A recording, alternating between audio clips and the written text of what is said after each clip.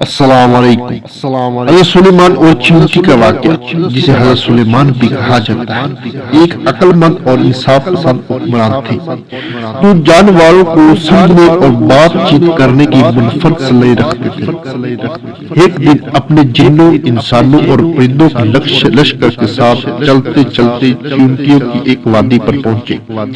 ایک چیونٹی نے، جو قریب آنے والی فوج سے واقف تھی، اپنے ساتھی چیونٹی کو خبردار کیا کہ وہ اپنے گھروں میں داخل ہو جائے تاکہ سلیمان اور اس کے لشکر کے ہاتھی انجانے میں کچل نہ جائے۔ چیونٹیوں کے الفاظ یہ تھے: اے چیونٹیوں، اپنے گھروں میں داخل ہو جاؤ تاکہ تمہیں سلیمان اور اس کے سپاہیوں کے ہاتھی کچل نہ جائے جبکہ انہیں خبر بھی نہ ہو۔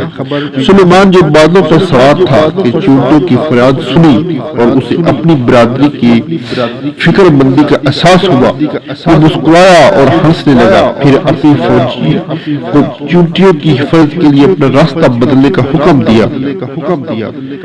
اس باللوث عمل نے سلیمان کی ہمدردی اور زندگی کی تمام شکلوں کے لیے احترام کا مظاہرہ کیا، چاہے وہ کتنا ہی چھوٹا ہو یا بظاہر معمولی ہو۔ کہانی کی قیمتی اسباق پر روشنی ڈالتے ہیں کہ بشمول ہمدردی اور ہمدردی، چیونٹیوں کو بچانے کا سلیمان کا فیصلہ تمام مخلوقات کی بھلائی پر غور کرنے کی اہمیت کو ظاہر کرتا ہے۔ مؤثر قیادت سلیمان کی جانوروں کو سمجھنے اور ان کے ساتھ بات چیت کرنے کی صلاحیت کے ساتھ ساتھ چیونٹیوں کی حفاظت کے لیے اپنے منصوبے کو تبدیل کرنے کی خواہش اس کو غیر معمولی قائدانہ صلاحیت کو ظاہر کرتی ہے۔ شکریہ اور عاجزی۔